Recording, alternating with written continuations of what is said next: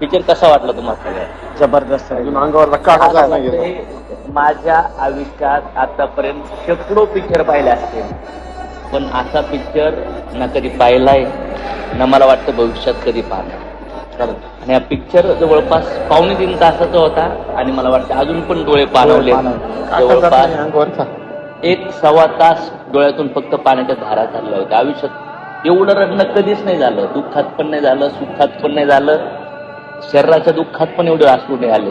प्रेम काय असतं, करुणा काय असते, संघर्ष काय असतो, स्वराज काय असतं, आदर काय असतो, सन्मान काय असतो, मित्रापती प्रेम कसं असतं, गुरु काय आहेत, शिष्य काय आहेत, काय पती असतो, काय समाज रक्षक असतो.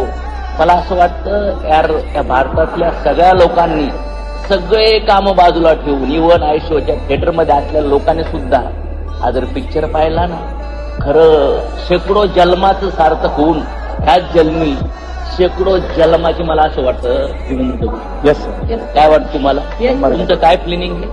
आजपर्यंत भरपूर दुनिया पाहिली, गरिबी पाहिली, मान पाहिला, यश अपयश पाहिलं, छोटस चिल्लर वाटतंय छाव्यासमोर.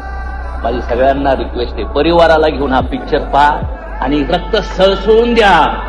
का जन्म झालाय, कशासाठी झालाय, आणि जर तुम्हाला असं वाटतंय ह्या जिंदगीचा परिपूर्ण उपभोग घ्यायचा आहे तर छावा पिक्चर पाहिजे.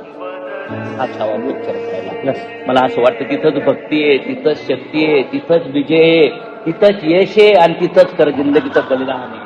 कसं मरावं, कसं लढावं, कसं जीवन जगावं हे शिकायला भेटतं छत्रपती संभाजी महाराज कडून. मला अभिमान आहे की मी महाराष्ट्राचा जन्म. मला अभिमान आहे की अशा राजांच्या संघर्षामुळं आज मी माझं जीवनात श्वास दूर आहे. धन्य छत्रपती संभाजी महाराज की जय.